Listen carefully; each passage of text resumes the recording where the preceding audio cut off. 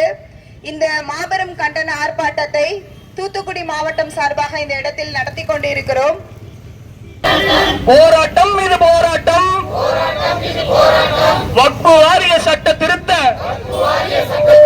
மசோதாவிற்கு எதிரான போராட்டம் இது போராட்டம். கைவிடு கைவிடு கைவிடு கைவிடு, பாசிச போக்கை கைவிடு.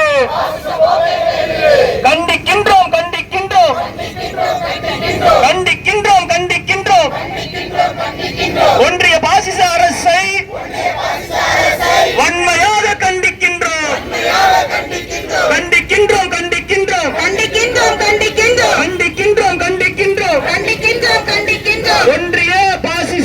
தமிழக வெற்றி கழகத்தின் தளபதியார் சொல்லிக்கிணங்க இன்னைக்கு தமிழ்நாடு முழுவதும் தமிழக வெற்றி கழகம் சார்பாக இஸ்லாமியர் உரிமைகளை பறிக்கும் இந்த வக்ஃபு வாரிய திருத்த சட்டத்திற்கு எதிராக இந்த மாபெரும் கண்டன ஆர்ப்பாட்டத்தை இங்கே ஏற்படுத்திட்டு இருக்கிறோம். இதுல என்ன அப்படின்னா, சட்டம் நள்ளிரவு இயக்கப்பட்டிருக்கு.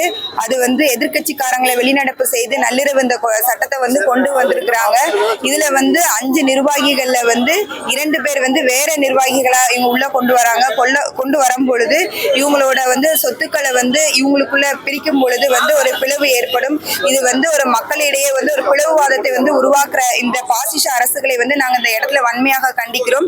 இந்த இஸ்லாமிய தொப்புள் கொடி சொந்தங்களுக்கு தமிழக வெற்றி கழகமும் தளபதியாரும் எப்போதும் துணை இருப்பாங்க. இவங்களுக்கு ஏற்படுகிற இந்த பெரும் பாதிப்பை எங்கள் தமிழக வெற்றி கழகம் சார்பாக நாங்க கண்டிக்கிறோம்.